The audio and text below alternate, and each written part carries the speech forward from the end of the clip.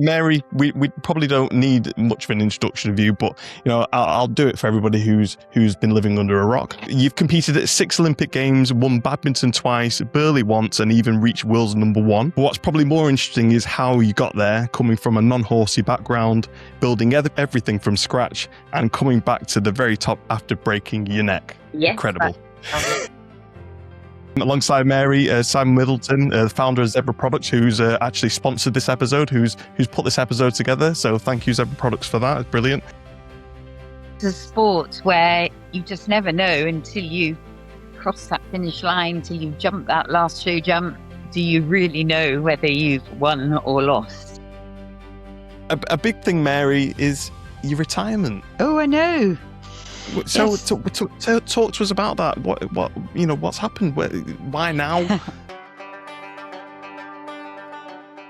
Mary, Simon, thank you so much for coming on the podcast. Welcome. Both excited to have you here.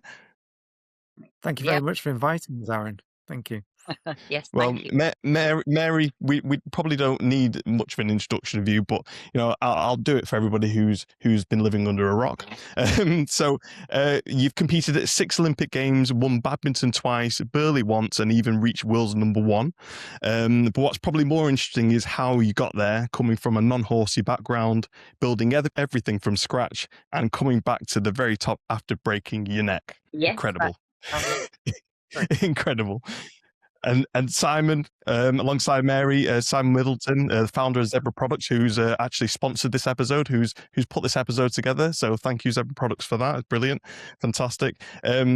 You actually went from selling fruit to supermarkets to building one of the UK's leading equestrian distribution businesses, working with premium brands like Amerigo, Bucas and Veredus. Right, yeah. Amazing. Absolutely. And what makes you interesting is that you've been right in the middle of how the industry has evolved, working with riders, retailers and brands to get the right products in front of the right people. Sounds good. I think that's a pretty solid introduction. Thank you. Well, I mean, first, probably where to start is Mary, I want to know, when you broke your neck, did you not just think, no, I'm done now?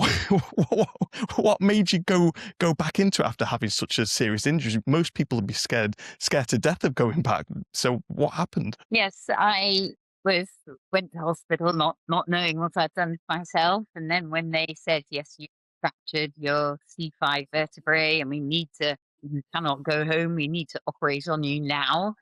I did think, I wonder what's going to happen to my future career. And once I had the operation and the surgeon came to see me in the hospital, I said to him, I thought, well, I've got to ask the question. I said, so what about riding, eventing again in the future? And he knew me, he knew of me, and luckily had sort of followed my career. And he said, well, Mary, he said, it's very unlikely you'll have that same fall again.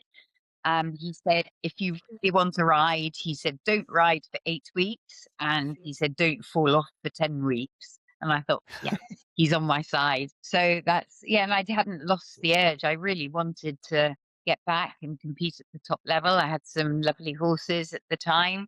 And I just sort of followed what my brain was telling me. And that was to try and get back going and to compete at the top level again. Incredible. They don't build horsey people normally. Like any other person be like, nope, I'm not doing that again.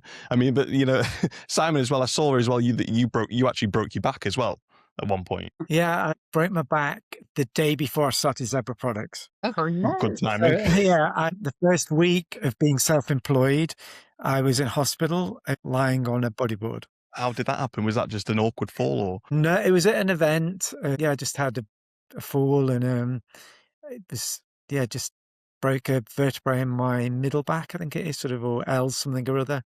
Once I got out of hospital, I had to wear a body cage, and then Lindsay had to drive me from shop to shop. But I think it worked quite well. I got quite a few sort of sympathy orders because people thought this guy needs a bit of a hand. So but no, it was not ideal at all. I love how you're both relaxed about it. Yeah, like I broke my neck, I broke my spine. Yes, no, not a major deal, not a major problem.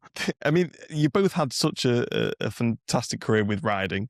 Was there a moment in your career that you thought that could have gone very differently? Well, differently, yeah. There's times when it definitely could have gone better, and there are many times also where things could have gone the other way, and I might not have won a big competition because something could have happened. You know, it's a sport where you just never know until you cross that finish line, until you jump that last show jump. Do you really know whether you've won or lost? You know, horses are very unpredictable. Things can go wrong so easily. That's why just even getting to a major competition like an Olympic Games or badminton, just getting there to be qualified, to have a horse that's fit, to arrive at the competition with a horse and yourself in one piece, you know, that's a feat of its own, let alone to do the competition and do well. So yeah, the whole thing's it's all very exciting until the end. And Simon, I assume yours was the same as the spinal injury probably before you started. This was probably Yeah. quite a big oops. I think we started in 2000, and then 2001 was the year of foot and mouth, which was like a huge devastation for the industry. And I sort of thought, what am I doing? You know, I've started this business in this industry and it's in like its worst place financially. So that was a bit of like, oh, this could have gone really wrong. But actually, you sort of turn things around and try and make it into a positive thing and utilize the bad situations and turn them positive. And that's what we did, really. Yeah, incredible, is it? And am I right in saying that neither of you actually came from a very horsey background? Well, I didn't. How about you, Simon? I definitely didn't. I am bred to be a cyclist. My father was a top cyclist. My brother was national junior champion, and I am the black sheep of the family. I really, don't know where it comes from, and totally out of the blue. Incredible. And yourself, Mary? Yes, both my parents have no interest in horses. My father had been in the Royal Navy, and just before I was born, he had a very severe head injury in a motorcycle accident. And my mother was sort of looking after him when I was conceived, but not born when the accident happened. And when I was born, he was still very poorly in hospital. And eventually, when he came out of hospital, we moved down to Devon, where his parents lived. And when he got well enough, about 3 years later, he then got a job in the church as verger of the local village church, you know, mowing the churchyard. He could do a sort of basic job, but he was a changed man after his head injury. And luckily he'd married somebody like my mother who was so patient, and she was amazing with him, having married a successful naval officer, a commander in the Navy, then to be left with this person who was a different character. But anyway, and it was the vicar of the village we lived in. We lived in the verger's cottage.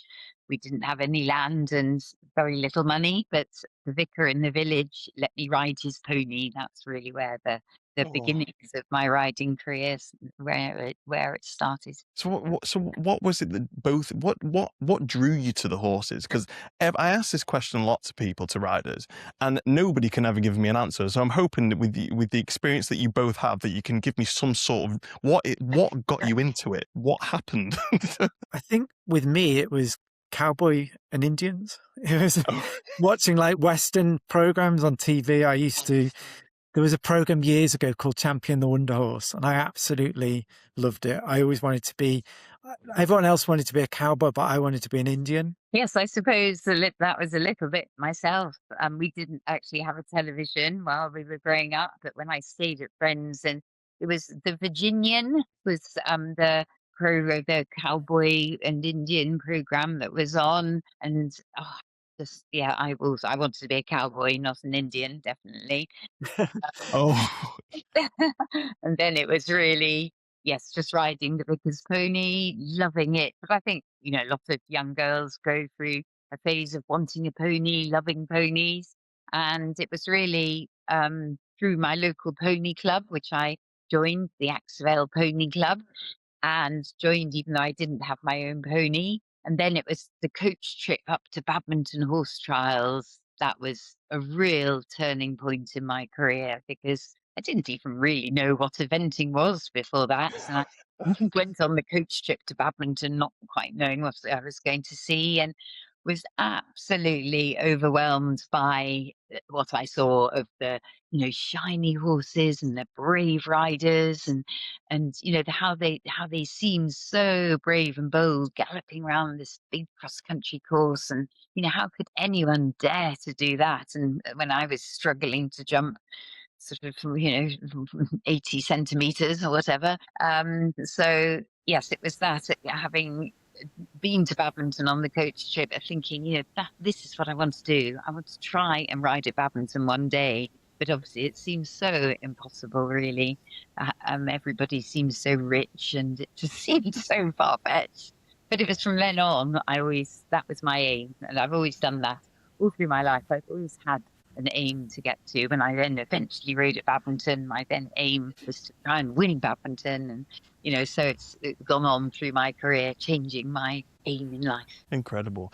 Just on that as well, like when you said that was your aim, you set yourself the aim to go and ride a Badminton, but you saw all like these hurdles that you sort of had to get through. You saw a lot of people with the money who had to do it, and the experience and that sort of thing. You don't learn that mentality. Like, you're either born with it or you're not. I think I don't think it's something you can learn. Is it something that you think was innately in you, and just went, yeah, this is what I'm going to do, this is what I'm going to go for? How was your mum when you said that to her? Like, did she say, "Oh, Mary, or did she support you? Did she push you? Was it, what sort of backing did you have? I think I was very fortunate with my breeding, as they were, as you mentioned. In a way, I never knew my father as he was, but I gather before his accident, he was very successful naval officer. He was the youngest ever lieutenant commander, and he was a very, very good sportsman. So I had that on my father's side, and my mother had this very calm way of going about life, very accepting of what happened, always positive, always thinking forward, never getting down. So and staying on a real level. So I think to be an event rider, with the huge ups and downs you experience on the way to the top level, you've got to have that mentality of being able to cope with the ups and downs. Otherwise, you're not going to be able to do it, really. So I think, maybe in the breeding, I'm being fortunate with a sporty father and a calm mother. That's created, me to be able to cope and have that drive to try and get to that top level, but the levelness to cope with the ups and downs, maybe. Incredible. And Simon, like, clearly you have to have that as well to be an entrepreneur, to be the rider that you have. Is that something as well that runs in your family, or is that? Yeah, I think it's, my father had a bicycle shop, and we worked in it, and I think I sort of could see all the time the effort and hard work and commitment you have to put to having your own business, and it never scared me off. It always was something that I wanted to follow, but not obviously in the cycling route. And I think he taught me sort of like, you don't get anywhere unless you work hard at it, really. And I think that's the same in sport and business, really. It's, nothing comes easy. No, I agree with you. Clearly, you've both worked incredibly hard at what you've done, and been very, very successful. Clearly, so well done to both of you. Congratulations. But in when you were starting out, what was the biggest thing that went wrong? Like, but you still pushed through it. Does any story stick out from the early days, Mary? If you want to start with that one. But I suppose when I started eventing, and then I was fortunate after a number of years to actually have bought a horse that got me to Badminton horse trials, which was amazing to ride at this event that I'd dreamt of being able to get to. And in 1985, I did. I had bought a horse very cheaply called Divers Rock, and he was an incredible cross-country horse. as it turned out, he hadn't done any of that when I bought him, but went on up to the top level, rode at Badminton, somehow came 7th, which was, looking back, it was incredible because I managed to come 7th when I was still such a sort of green novice rider in a way. And actually, a little story when I was so, obviously just getting to Badminton was incredible, and then having come 7th, and I was on top of the world. And I went back to my home in Devon, and a lady in the village said to me, "So how did you get on, dear?" And I said, "Oh, I came 7th." And she said, "Oh, never mind, you might do better next year." And I didn't realise what 7th at Badminton means. But anyway, I knew it was good. It brought me back down to earth. So it was that. So getting, doing that at Badminton, I then was handed an envelope by the British selectors saying we would like to long list you for the European Championships. And, it was just absolutely incredible. But the horse then was slightly lame after Badminton, slightly unlevel. The unlevelness persisted, and got him sort of looked at by a top vet. And the long and short of it was he had navicular disease and had to be, which is a disease in their front hoof of the navicular bone, and he had to be put down. So that, was a huge disappointment, having actually got to that top level and then to lose that horse that I'd formed such a great relationship with. Yeah. I'm sorry about that. That's yeah. There's a saying, isn't there, that goes around the whole horse world, and it's that's horses. Yes, well, that's right. Highs and And it's lows. just It's the big high and low for me to cope with at the start, but then it was to force on and to keep producing the young horses, and so keep at it. it is incredible. And again, that shared grit and determination. I mean, I've spoke to loads of like adult riders, kids as well, and I think the equestrian world is one of the few places nowadays where you can learn that grit and determination. Like, you fall off, you're getting back on again. I don't think you get taught that in very many industries, and clearly, like, you've taken that on through your whole career, both of you. When you've been hit down, you get up and you carry on, don't you? Definitely. Yeah. And everything's a learning curve, isn't it? You always learn. Oh, definitely. No, Yeah. the amount of times I've messed up and my mum shouted at me or my dad shouted at me, multiple times. It happens every single time. But what about you, Simon? What about back in probably the early days, maybe zebra, but even in the riding, does any story stick out to you that went, oh my God, but you still got through it? Yeah, I'd done so many things wrong. I used to buy too much stock, the wrong stock, and end up with like stuff that no one would want, and you have to clear it. I had one supplier I dealt with in Holland, and I paid him in advance for a load of rugs, and then never got the rugs. He disappeared. Oh, dear. Lots of things, and then there's some silly things as well. Like, I went to see a really tricky customer, and I went to their house, and I used to have a little white van at the time when I started, and I left the van in gear. And first thing I went into the house, I was really nervous. She made me a cup of tea. I spilt it all over the table. That was the first start. Then when I left, I didn't realize I'd left the van in gear. It hopped forward and knocked her whole stone wall down. So it was just like, and she just came out and just went, just go. Please just sleep. Yeah. Lots of things. So do you keep your car in neutral now? I suppose. Automatic.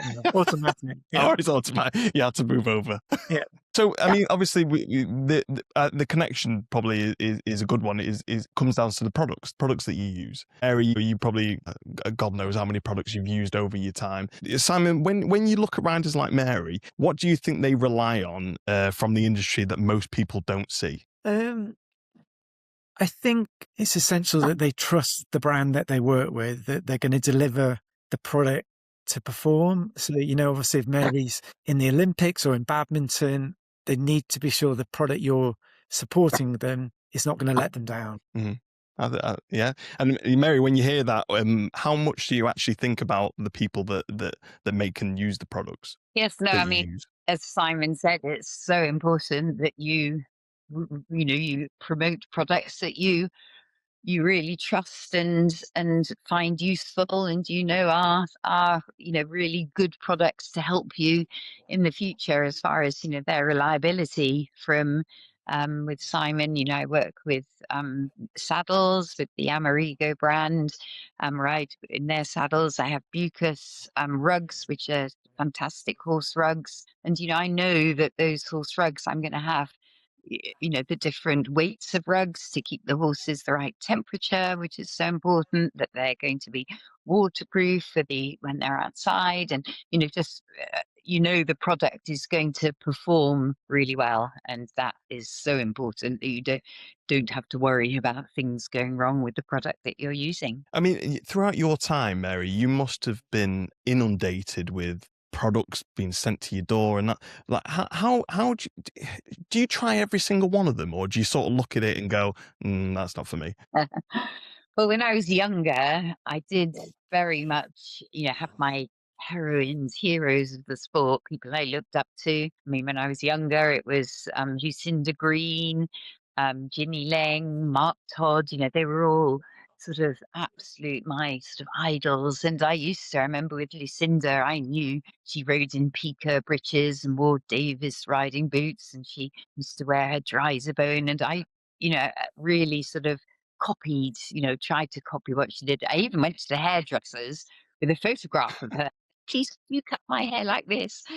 And so I'm very aware as a rider using product that the young riders are looking at me, and will, I know a number will be copying what I use. And so that's where I feel it is so important for me to, with sponsors, to make sure I really help to promote their product, so people, the younger riders especially, know that the product that I'm using, and that's I think highly of it enough to use it myself. Definitely. I mean, one thing that has just popped into my head there as well is that obviously when when you were younger, you had all these riders to aspire and look up to, and the industry's changed massively now. We've got influencers, which are a massive drive when it comes down to sales. Then where do we have the balance of these influencers, and they're all doing a fantastic job in what they do, but where do we draw the line in using these influencers to sell products to riders that may not get them to the level of of both of yourselves? Do you ever come across that, Simon, when you're picking and choosing what marketing strategies to use? And Mary as well, probably another question is like, how do you think that today's world in product marketing is compared to how it was back in the day? I think, like you said, it has really changed, and influencers can be very influential. It's what we do is make sure that the product we place with them is authentic. I always truly try and make sure everything we do fits, because otherwise it's just, you can see through it really. It's if an influencer's audience is girls or boys under 10 or 12, then really to make that influencer promote something that's very expensive isn't the right thing to do. You need to make sure that they align and that it works all around, really.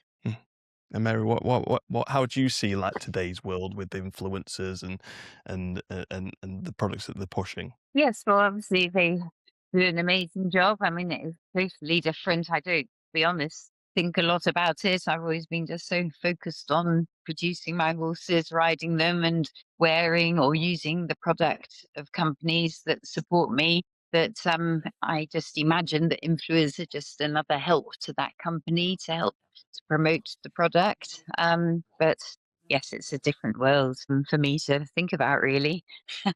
Mary, what's something about top level eventing that people from the outside completely misunderstand? I think it is them not realizing how much work and years of producing the horses, how long it takes to get a horse that very level. They see us riding a non-horsey person, just loves watching people ride horses, see us make a mistake at the top level, But they don't realise, it's not necessarily make a mistake, but compete at the top level, and they don't realise the years of producing that horse up to that level and what a feat it is even to be competing at that level. Yeah, it's incredible. And Simon, what about your perspective on that? What do I think people think about? I mean, I'm not a top level rider, but from a business point of view, I think people, I guess some public people think eventers are mad. You know, they think that they're mad because they jump these solid fences and fall in the water and all that type of thing. So I think some people think they're mad.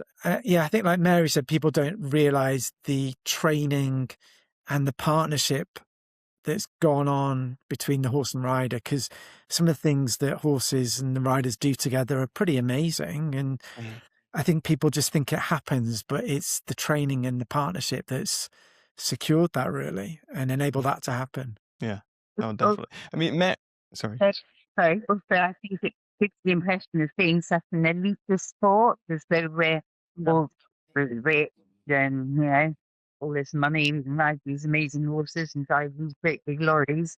You know, it's just so. I mean, there are obviously a few wealthy people involved in the sport, but the majority of riders, I have just worked hard to get there. And okay, we're maybe reliant on wealthy owners of horses, might be where there's money, but to us riders, you know, it's not like that. It's similar, like I suppose the racing world. You have the jockeys who ride the racehorses, and you know the money is, you know, the owners are the people who have the money that puts into the sport. But I think in our sport, it makes it look like us riders are the rich ones.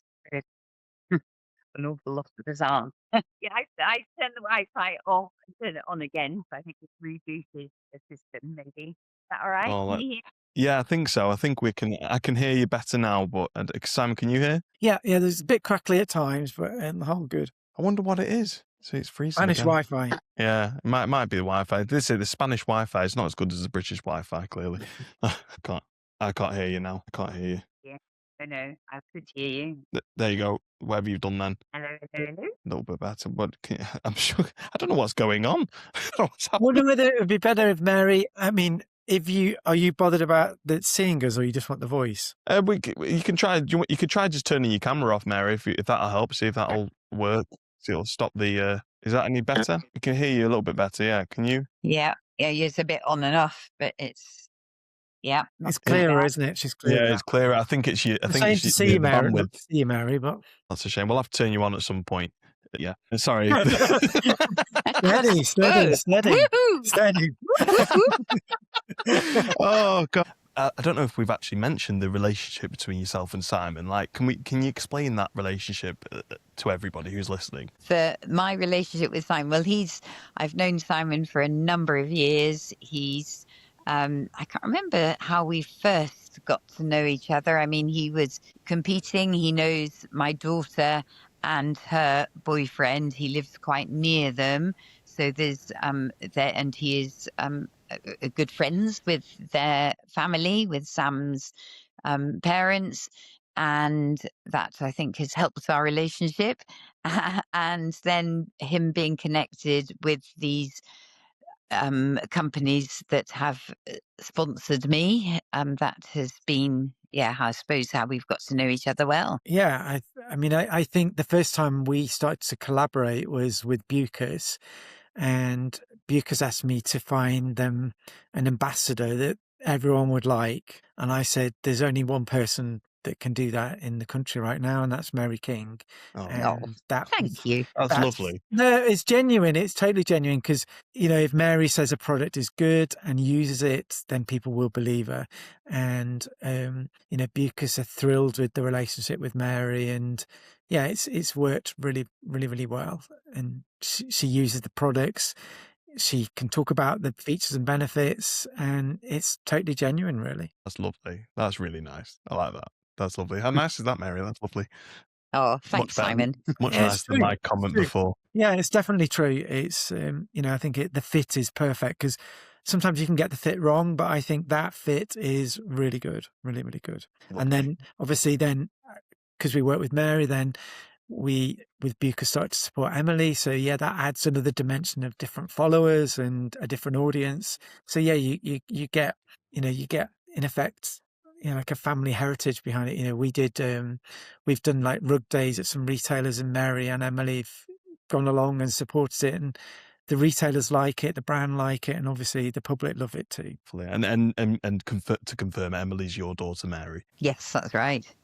Yeah, and that's lovely. That's lovely. I did read somewhere where when I was doing a bit of research on you, is that you again, correct me if I'm wrong. Was it an interview where you mentioned something on the lines of you wanted to show that all the mums out there who have gone through childbirth, they can actually still get to the top level? Is that correct, or have I got that wrong? Yes, I think I was one of the first riders to compete after having children. Well, compete at the top level and to keep going, and it's just lucky, I feel, how it worked out in my life. When I had my first child, Emily, I did have some wonderful top 5-star horses in my yard. I sort of, was very fortunate to sort of pop Emily out in between seasons.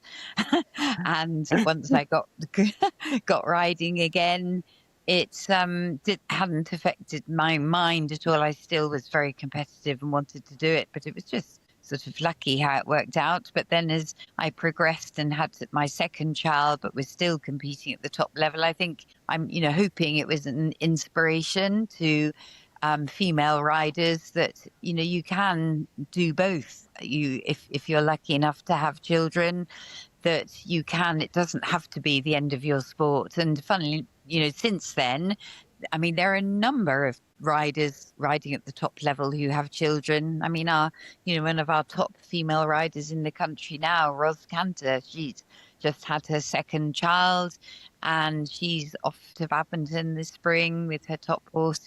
So, and there are many other riders as well, but I was one of, I think, the first riders to do that. So, Incredible. I feel pleased that. It is incredible, and you mentioned then about the mentality side of it as well. We do Pony Club. I speak to a lot of mums, and a lot of them are riders. And you mentioned then about how you were able to get back on, and I've heard it multiple times. Is that a lot of before you become a mum, you're fearless, and then when you become that mum, a kind of fear sets into you because like you're worried that something bad would happen, and then you're not going to be there for your child. Is that something that you experienced at all? Well, no. People said to me when they first, when I announced I was pregnant, people said to me, "Oh, you wait. Once you have your child, you won't want to do it. You'll lose your competitive edge." And I remember, I had Emily. I remember going to the first event that I rode after having Emily, and my mother was amazing. She really helped with the children, which made it easier for me as a rider. Anyway, I didn't have to have a nanny and other people involved. My mum and I were very close, and then I was at this horse trial, and my mother had Emily in the pushchair at the start of the cross country. And as I set off, I was thinking, well, I wonder if this is going to feel different, like people said. And I galloped on, jumped the first fence, was galloping on, thinking, nope, doesn't feel any different. and I still really wanted to do it. But I think I was very fortunate that I had top horses that were established at the top level, that in a way I'd got through the sort of, well, I don't know if you call it difficult times, but the learning times for the horse when, they're making the odd mistake and they're learning about you as a rider. I'd had great partnerships formed with these horses, so I could just get on and go with them. It wasn't as if I was starting off competing on young raw horses that didn't know what they were doing. So that was very lucky how it all worked out into my career. I don't think it was luck. I think you clearly worked at it, and they were there for you to carry on. I think there was all the hard work that you've done in prior, to be honest with you. Oh, thank you. So I want to know, like, a rider of your level, What did like a normal day look like? Like, what time did you get up? What did you do? Like, just can you run us through quickly just what a normal day looked like for you? Well, obviously, it changed a lot through my life in a way that before children, it was one sort of routine. Having the hardest time was when I had, Emily, who was sort of 2.5, and Freddie, who was just a newborn baby, and I was Oh, wow. living away from the yard because married David, and he was a farmer, and our farm was about 15 miles from my stable yard, and my stable yard was near the village my mother lived in. Anyway, I then had the children. I used to, drive from where we lived at the farm, drive every day with the children in the car to the yard. And then, take them to my mother, then go back to the yard and ride. And, when, they were like, Freddie was a baby, and I was breastfeeding and trying to Wow. sort of express milk while I was driving, like you shouldn't, and then give the baby to my mum with my milk so she could feed him, then ride until I needed to, let him breastfeed a bit more. Anyway, it was a real juggling procedure. And my children, so much for but young children, how you should give your babies a routine. Well, no way. Then mine didn't have a routine at all. We were getting up at 2 o'clock in the morning, driving to the yard, getting in the lorry, driving to competitions up miles away and competing. So both Emily and Freddie got used to being woken up at all sorts of times of the day and having to sleep whenever. And it's done them good because they're brilliant now. It just, they both can just sleep whenever in the day. So I think it didn't do them any harm, that's for sure. Incredible. And this is it as well. The fact that you've got like a family, I suppose with a family unit, but also with you, Sam, as well. That must be lovely to be able to work with the whole family. I think it works really well to have like a family involved because you appeal to different audiences, and I think also I keep using this word, it looks super authentic. If mum uses it and daughter uses it, then it really must be good, and I think that is definitely positive.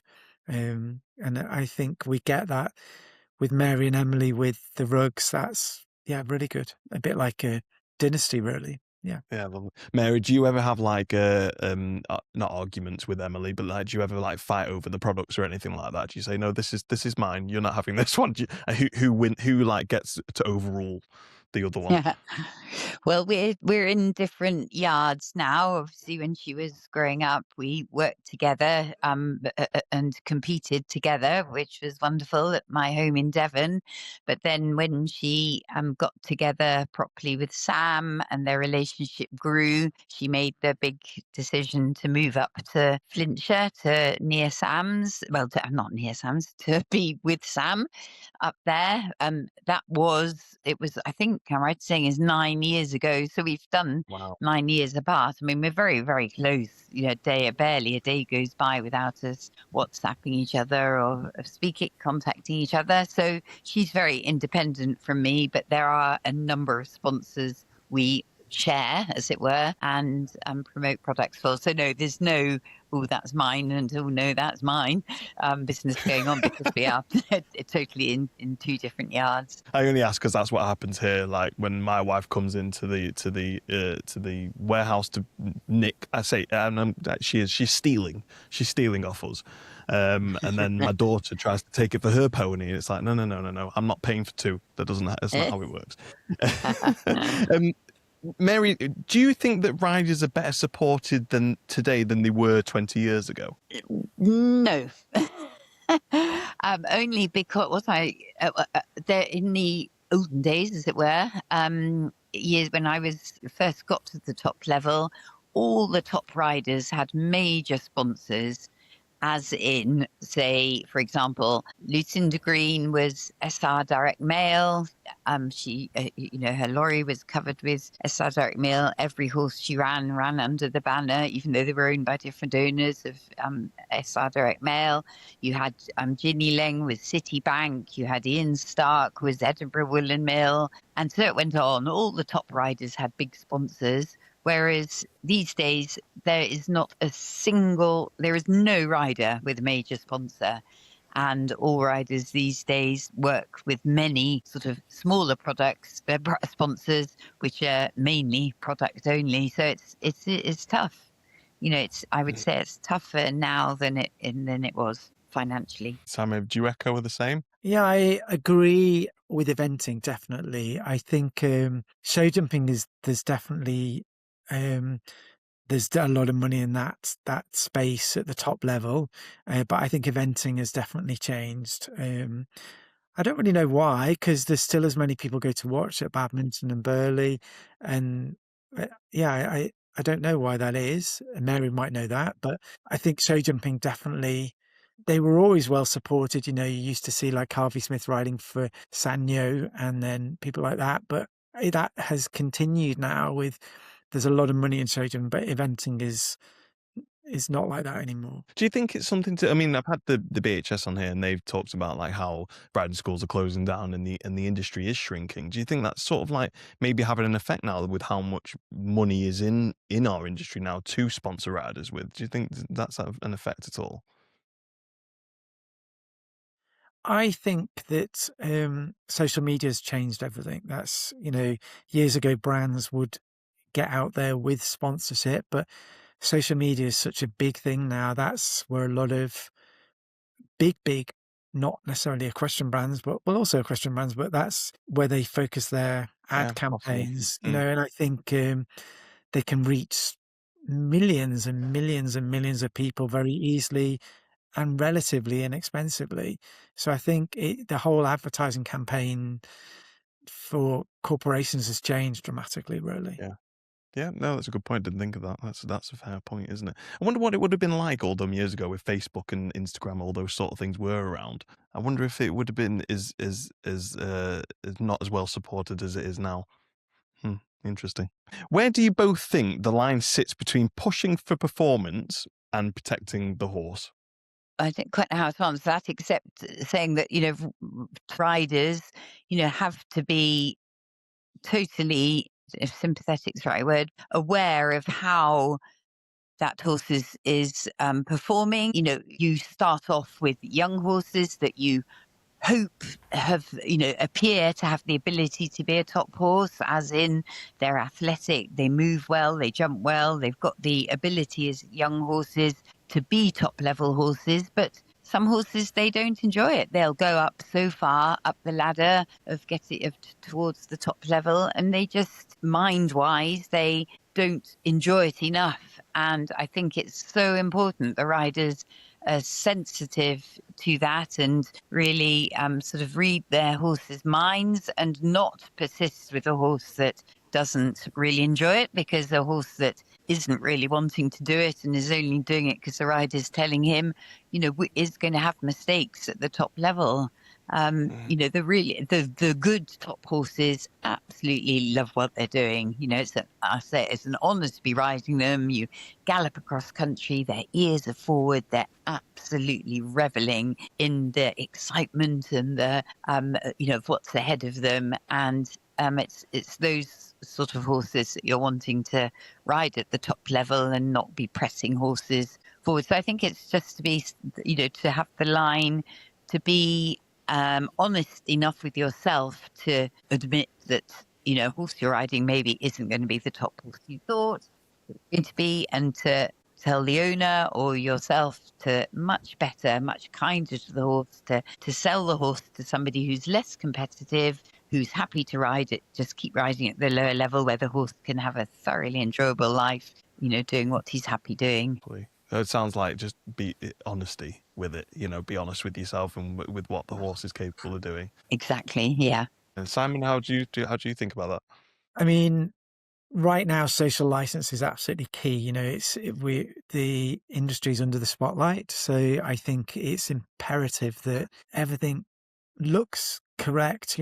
Because these horse disciplines, eventing, dressage, show jumping, they are in the Olympics and they're great sports, but we're under the spotlight, and it's critical that people respect that, really, because otherwise they won't continue really, and that would be tragic for all of us, for sort of competitors like Mary and Emily, and businesses like mine, really.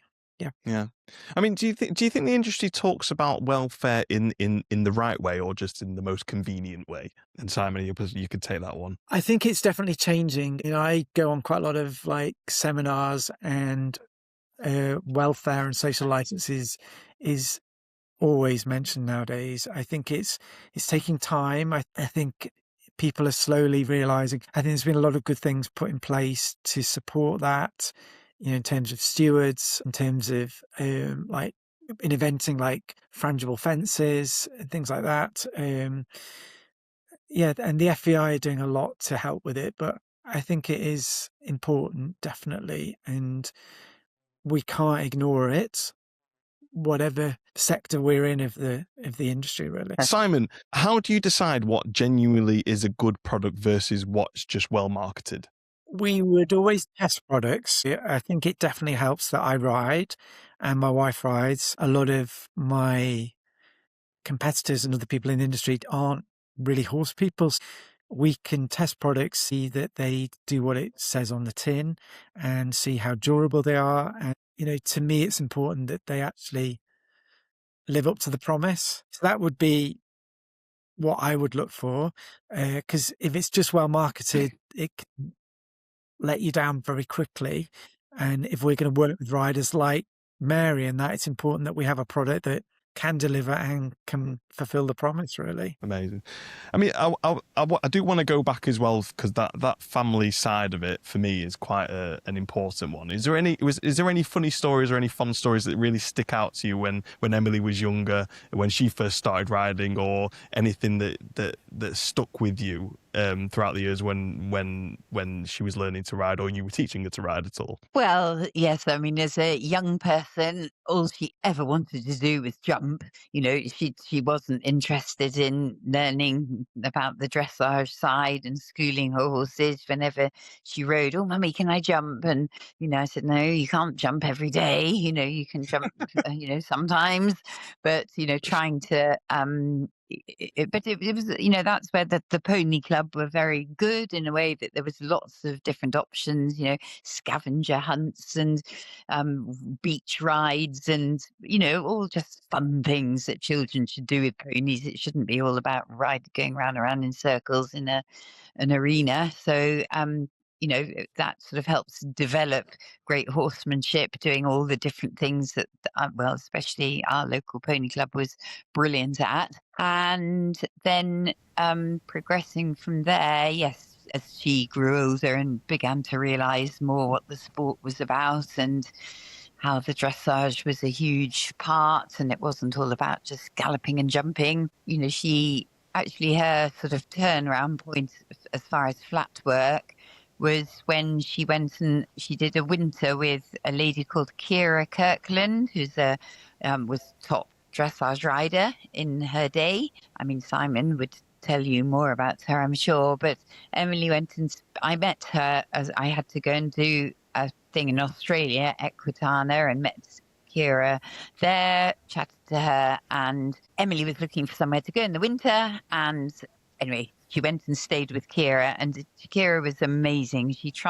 Emily went riding like an event rider, doing dressage to Kira's, and 3 months later, she came back looking like a dressage rider. She really helped her understand what it was all about. So that, for me, it was nice for somebody else. It wasn't nagging me. I was very, always, when Emily was young, I thought, there's no way I'm going to be one of those horsey mothers that you see, telling to her what to do all the time. I was there to support her, but I didn't want to be onto her all the time, and didn't, I tried to let her make mistakes, which she would learn from, rather than trying to stop her making mistakes, sort of thing. And I think, well, hopefully that was the right thing to do. I think so. Did you ever, with my daughter and my wife, she tries to teach her.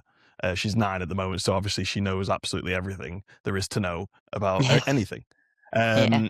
when you, I assume obviously you used to go and try and teach Emily at that sort of age. What sort of age did she sort of realise, to herself that, oh, Mum actually knows what she's talking about. I'm going to go and listen to her a lot more. Yeah, well, it took a while. I didn't teach. I let her. I just tried to make things that I wouldn't say, "Come on, we must go and do dressage today." I used to wait for her. I learnt just to wait for her to ask me if she, as even now, really. I try and stay back. And then if she says, oh, it's a younger person, oh, Mummy, can you come and help me? Because I can't do shoulder in or something. I don't know. And then she's open for me to tell her. Whereas if I was watching her work a horse and I would say, no, Emily, you haven't got enough angle. She would get all cross with me. So I just learned to keep quiet. But when she asks, and even now at competitions, she'll say, well, Mummy, can you come and watch and tell me if, if my angle's not good enough or it's not enough impulsion or, and so I know she's ready to accept me telling her what to do. And that's how I progressed as a young child. I just kept my mouth shut really until she asked me for help.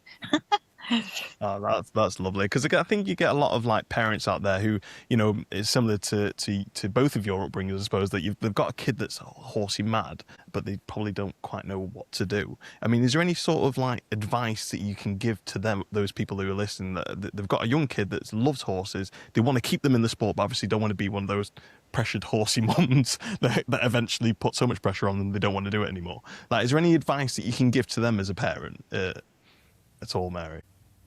Well, to an extent, let them find their own way to sort of push them. Definitely not sort of push them to jump bigger and gallop faster. Let them find their own way and to, listen to them. Obviously, try and give them the opportunity to be able to progress, but let them progress at their own pace, really, and just be there as a support for them rather than as an actual teacher. Well, both of you as well, like, again, you didn't come from horsey backgrounds, so where did you get your education from? Because there was no TikTok, there was no YouTube and that sort of stuff back in the day. So where did you actually go and learn, or did you literally both just learn from failing? I mean, Simon, if you want to take that one up, especially with your horse riding. Well, like I said before, I came from totally non-horsey parents, and they were really good, my parents. They let me go riding at a local riding school from when I was 8. I used to go by myself, and that was good. And then they very kindly got me a pony when I was 13. They had absolutely no idea what to do, but they supported. I remember I qualified for this. I don't know how I ever did it. This championships years ago. It was a working hunter championships, and I qualified for it. And my dad took me. He was not at all horsey, and people would say to us, well, have you booked stabling? And my dad said, we don't need to book a stable. We've got a trailer. So the pony lived in the trailer for the whole show. I mean, no one does that, do they? It's just, but that was, he survived and it was fine. But I think if I look back, I think I made a lot of mistakes, so many mistakes. And comparing my life with, say, Lindsay's earlier life, what I probably didn't have then, which she had, it was a good mentor. I think if you can find a good mentor, it really makes all the difference. If you find your own way, it takes so much longer because you make a lot of mistakes. It's the same in business, exactly the same. You learn by your mistakes, but if you can have a good mentor that can guide you, then it makes things happen a bit faster, really. And Mary, what about yourself? Where did you get your knowledge from when you were a kid? Yes, well, initially it was the pony club. Learned a lot through the pony club, copying the top riders I admired. But then I left school as soon as I was allowed, which in those days was 16. Once you did your O-levels, you were allowed to leave school. And I went and worked for a lady called Sheila Wilcox for 3 years. And I mean, that totally transformed my life. And I learnt, huge amounts from there. I feel I formed a broad base of knowledge to build my career on. And I think that's where maybe a lot of younger riders go wrong in a way, especially if they're fortunate enough to have money as a family and they have parents who are able to buy them horses to begin with. They carry on at home trying to get better and better and better, but really their base of knowledge isn't that broad, and they reach their peak much too early, and whereas that's where I felt I was lucky. I got this broad base of knowledge. I spent sort of 3 years riding many young horses, learning how to break in and produce young horses, and that's what helped me definitely get to the top level. If I hadn't spent my time with Sheila's, there's no way I would have got good enough. And for Emily, she learned a lot by just following me, poor things, watching what I did and that sort of thing. But she learned so much by going away from home. As soon as she was, again, had left school, she was, again, the last in the age group. She was the last year of people who could leave and didn't have to stay on for A levels and further education. And she's a 16-year-old, she went off to Sweden one winter and worked for a show jump rider through the winter, and in Germany the next winter, where she again worked show jumping, and she did time out of the event season. She was very happy to go away, which was great for me, and huge. She learned her own way of doing things by doing that, which was a huge advantage, I feel. Incredible. No, you've got to put your time in, haven't you? You've got to put your time in the beginning, and probably you're mucking out God knows how many stables to get that little bit of knowledge. I don't think a lot of people put a lot of price on knowledge these days, but it's the most valuable thing, isn't it? Yeah. Definitely. And then she's very lucky to have someone like yourself, Mary, to come and speak to about that sort of stuff. I know it's certainly like my mum, especially in business, she's done it all. So I've got her. I'm so lucky, but if you're doing it on your own, it's a very, very difficult thing to do. I mean, I was asking that for a reason. Like, I wanted to know, I had a question to lead on from that. But with both of you, in the equestrian world, you get a lot of people offering opinions who haven't necessarily got to the level that you want to get to. Like, how do you block out the noise? Yes. Through my career, I've had many people offer advice, when things are going wrong, and some of it's advice that you shouldn't take. For example, I had King William was one of my first really successful top level horse. It was the first horse I won badminton horse trials on, and he was very difficult in the show jumping phase. I mean, I'm sure I was, had huge amounts to learn still riding him. But, people, when I went, I won badminton with him, but then after that, at the top level events, mainly at the sort of badminton level events, he really struggled in the show jumping phase because he was very nervous of the crowds and distracted very easily when he went into a show jumping arena, which was surrounded by, high grandstands full of people. And he was very, very nervous, and therefore, his jump went, and he could easily have quite a few fences down. And that happened a number of times at badminton. He would, at the one-day events, jump pretty consistent clear rounds, and it was only at the top major events where obviously more people were watching. So people thought, he did have a real show jumping problem, which he did, but it wasn't all the time. Anyway, I had people come up to me and say, "Oh, you should be doing this, should be doing that. Let me help you." And so you don't quite realize, okay, I'm sure there's many things I should be doing to help them jump better. But yeah, exactly. You had to very much rule out the advice that you think was incorrect and follow the advice that helped you. And for me, there was somebody called Lars Cederholm, who was a Swedish trainer who ran a top class yard near Oxford, Waterstock. He trained many, many pupils and was absolutely wonderful with difficult horses. And it was him who I really went to for help. And he was a huge, huge help into helping William believe in himself when there were big crowds and atmosphere around him. So why did you choose him out of everybody else's opinion? Just because he made sense with, he offered his help. And when I went to him, I just felt it was right. It just made sense what he was telling me, whereas some of the other things people were telling me knew were absolutely rubbish. They had no idea what they were talking about. So you just went by your heart, by your feeling as to what was the right thing for you, for myself, my riding and my horse's way of going. Is another good bit of advice would be to listen to the people who have done it? Would that be, Oh, definitely. Exactly. There are many, exactly, riders that have been in a similar situation and how they have, what they've done to progress and to get out of, to learn, to improve from that situation, rather than just people who think they know and don't really know. I suppose it's very difficult to block out the noise. But what's one thing from when you guys started riding in the sport that you both think that is genuinely being a positive in the industry? Is there anything that really sticks out to you, Simon? If you want to, if anything comes to mind first. I think there's a few things from I think post-COVID or over the COVID period. The way that they do the scoring and the times in eventing is now a lot more efficient, and that makes it easier, particularly for like the working rider like myself. You know exactly when you're going to be on at what time, and it's much clearer. I think that's a good thing.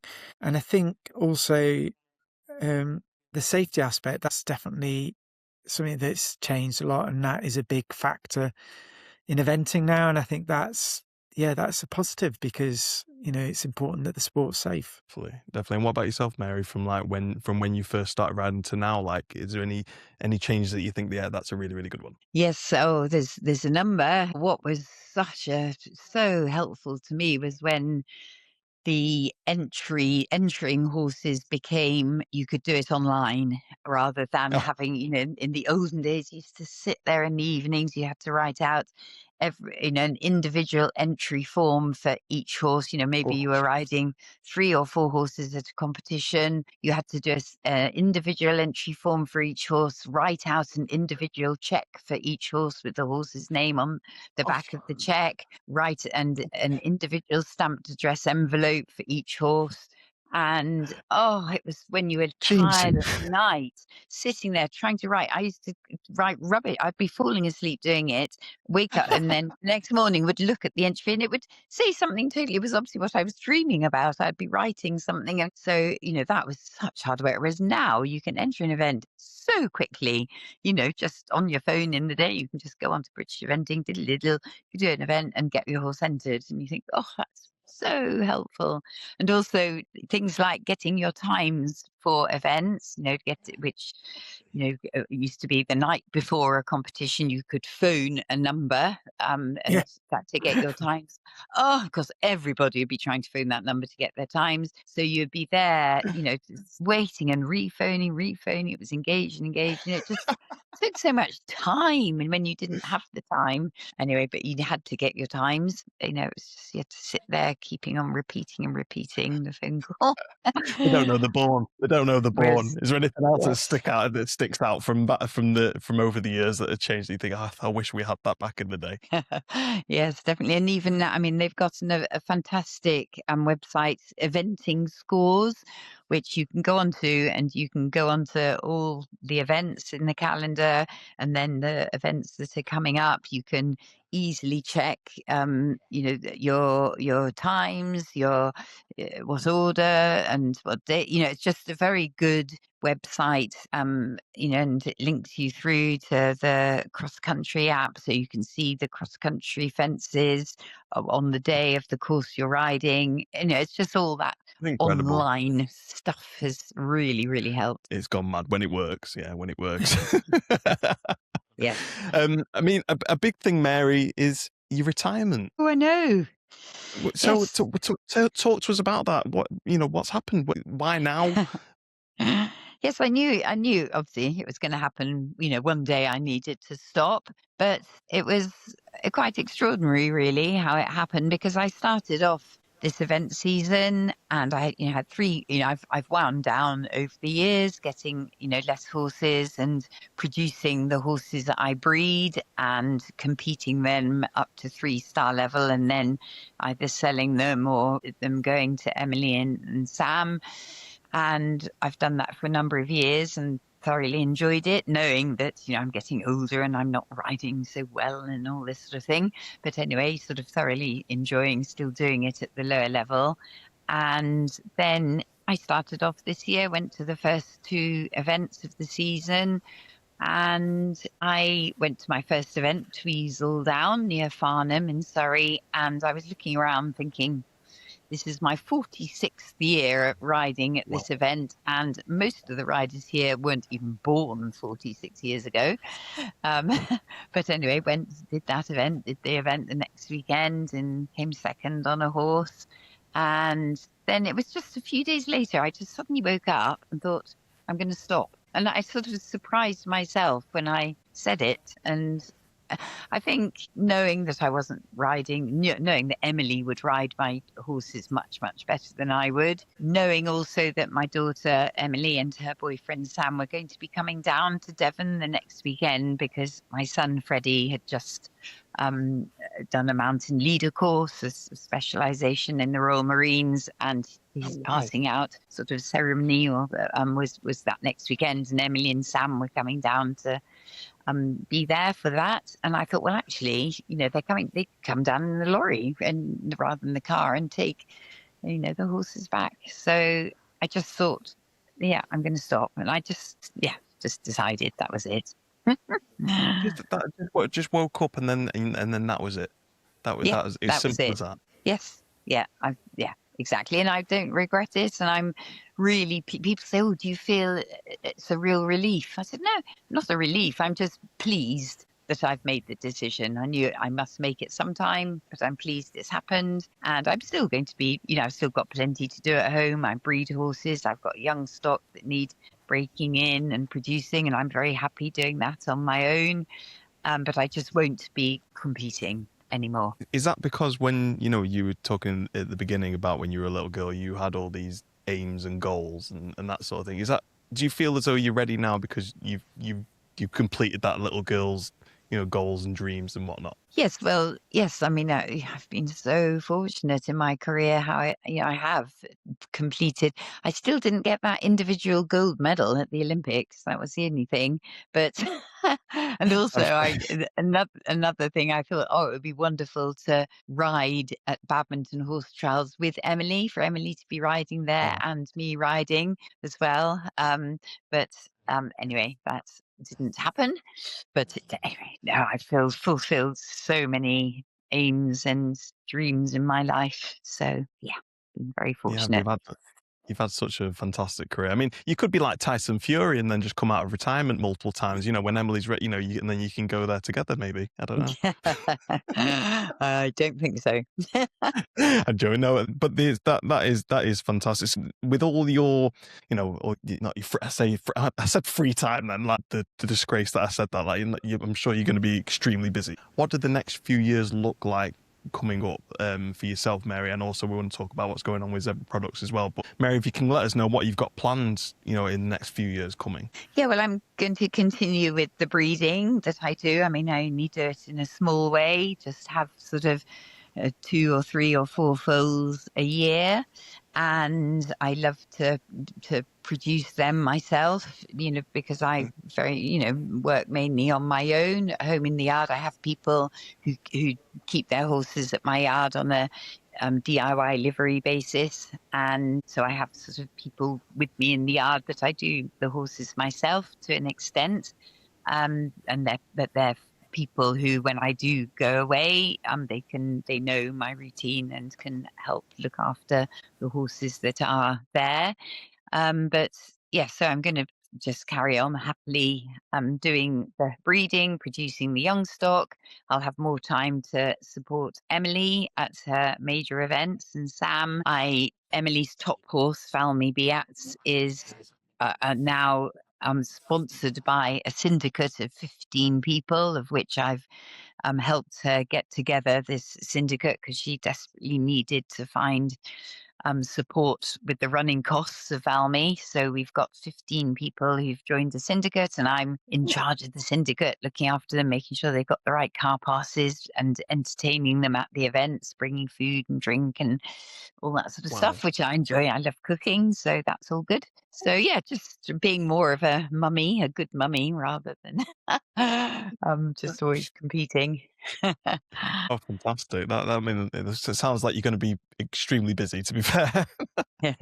And obviously a few more holidays and not feel guilty. I'm on holiday at the minute and I don't have to, usually I'm feeling guilty that I ought to be riding that horse, preparing it for that event or what have you. But now I don't have to worry about that.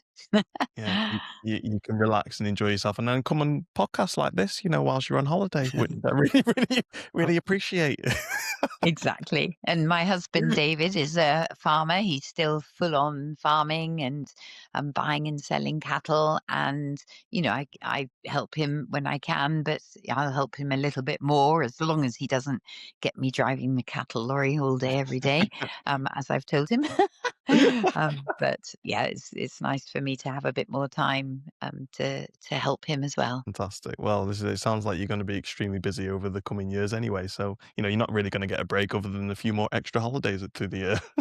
Exactly. And Simon, what about Zebra Products? What's in store for the next few years with them, with you? Yeah, I just still kicking on. We're always evolving, growing. Last year we had a bit of a restructure. We changed a few of the brands that we did. This year, sort of consolidating that, and just I think people do wonder when I'll retire. And Lindsay, my wife's one of those. But I love working. Really like working. I find it motivating, exciting, interesting, and learning. I like learning all the time. So just keep pushing on. Really pushing on. Incredible. I don't think it's one of them. It's like it's in you, both of you clearly. So you're never going to stop. You're never just going to sit down and be done with it. So, a testament. Fantastic. Don't make them like they used to. Sort of thing. That sort of. No, it's fantastic. Before we finish, I hope you don't mind. I've got 10 quick fire round questions. If you both wouldn't mind answering them. Is that okay? Okay. Yep, fine. Yeah. So these are questions that people are constantly asking online. You two are probably not probably, you two are very in the positions to answer them, I think. So Mary, I think this one's for you first, is what's something riders overcomplicate that should actually be really simple? I think jumping around of fences, I think riders can be trying to do too much and can overcomplicate matters by sort of trying to work too hard at getting their horse to jump round a course of fences, whereas really it's if you can get the right canter with the right amount of power and impulsion, you ride a good line, and it's up to the horse to jump that fence well and for you to be as quiet as possible on top, as long as you've prepared that actual canter, the speed, impulsion and line, whereas you see some of lower level riders just moving around so much, getting in the way of their horses. Beautiful. Fantastic. Sorry, Mary, this one back to you. Sorry, Simon skipped you out completely now. I've got to put that one. I've already asked that one. What's the one thing that makes the biggest difference to a horse's performance? It's frame of mind. You can have horses with all the ability in the world, but if they're overexcited or tired or that sort of thing, it can change their performance hugely. Generally, it's to be relaxed in themselves, to be able to perform at their best, and turnout, keeping horses out in the field, preferably in company, I feel is the best thing you can do for a horse. It's their natural way of living. For a horse to be in a stable for hours and hours and hours is so unnatural to them. And I've always been a great advocate for keeping horses out in the field as much as possible, especially with their Bucas rugs on, that keep them warm and dry. That's actually lovely. This led on to the next question, which is for Simon. Are expensive products usually worth it, or does it depend? I think generally they are worth it. because otherwise they don't stay on the market. I mean, there's the saying, isn't there? Buy cheap, buy twice. And I think that is true. Yeah. Yeah. I mean, especially with like Bucas rugs, like give us the math. Give us the math. If you buy one Bucas rug, like on average, how long does it last Well, as opposed to other when rugs? Bucas rugs, when I started Bucas, I was terrified that we would end up with loads of smelly, broken rugs coming back to us. I have to be honest, we don't get any back. You know, they're not the cheapest, but they are very tough and durable. I think that's it. I think you're right. You know, like what you just said. Then you buy it. You're buying it twice, aren't you? But these rugs are more expensive, but they can last you years as Yeah. opposed to just one season. Like I said, my wife's got a Bucas rug that she has got I think over 8 years now, and it's a go-to rug. She loves it, absolutely loves it. Yeah, there you go. And the question answered. Mary, this one's for you. What's a common mistake riders make without realizing it? Well, at the lower levels, when I teach, the most common thing that I will comment on is their position, i.e., for being an event rider, you've got to have a very secure seat. Obviously, for the eventing, you're galloping across country, different terrain, drops and jumping down, jumping up. You've got to be very secure in the saddle, and your security stems from your lower leg position. Your lower leg is like an anchor, and you see so many younger riders who are starting to jump and compete who have a weak lower leg. And with a weak lower leg, i.e. one that when you are jumping a fence swings back, so the heel comes up, you are very insecure in the saddle in that situation and can easily fall off if something goes wrong. So I think, that to have a good, strong lower leg position and also to not be too forward with your upper body. Those are two things that I'm constantly telling people. Lower leg forward, don't collapse forward with your upper body. And yeah. This is it. Fantastic. Next one is, if a horse isn't going well, where should riders look first? Definitely first at themselves. It's easy to blame it on the horse when things are going wrong, but so often it can actually be the rider who is making the mistake, whether it's their poor balance, their tightness of their rein, their bad steering, and and the horses are so perceptive. They're really the most perceptive creatures there are, and they can sense if a rider is a little bit nervous, and so it's all that sort of thing. I think the rider needs to look at themselves first. If they are more experienced riders or have a trainer that's as happy with the way they're riding, then and something's going wrong, the horse isn't going well, first of all to check there's no pain involved in the horse, i.e. that his mouth, his teeth are okay, that they have a equine dentist in to check their teeth, that maybe a vet to check their body, that they are comfortable in their body, because even if a horse appears sound, he can still have pain that when he's moving and jumping that can create problems. So I think to leave no stone unturned and to make sure that the horse is comfortable and pain-free, and that you yourself are riding properly and well. Amazing. This is for both of you, but Simon, we'll start off with you on this one. So what's one thing you wish someone would have told you when you first started out that would have saved you lots of time? I guess for me personally, with business, it would be, and probably everything, just be patient. I can want things to happen quickly, and sometimes you just have to let things happen. Right at the very start, I would say to get help from somebody you really who either you've been told is very knowledgeable, and to, as Simon mentioned earlier, a mentor.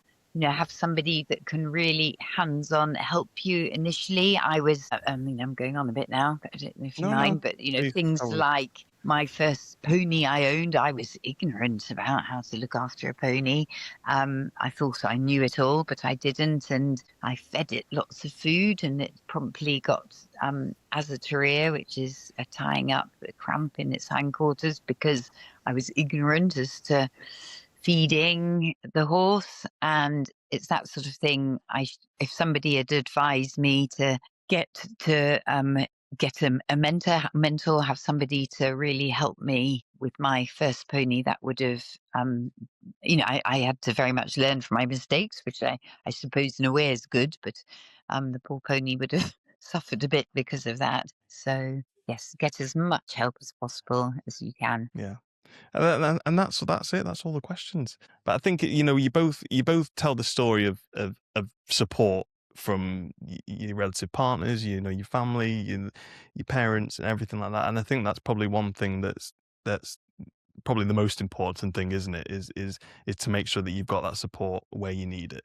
Whether it be from your mentors, your family, whoever it is. But yeah, I think you've both been extremely fortunate to have that support around you and still around you. And I know I can't see you, Mary, at the moment, but like when you did speak about your family, and the same with you, Simon, you have a big smile on your face when you talk about the horses, big smile on your face, and it really does show how much it all means to you, and that's really superb, and what you want from people like yourselves in the industry. So yeah, thank you so much for your time, Mary. I will let you get back to your sangria. Simon, thank you so much for your time as well. And yeah, been really, really lovely speaking to you both. Thanks, Aaron. Thank you. Thank you. Thank you. Bye. Thank you.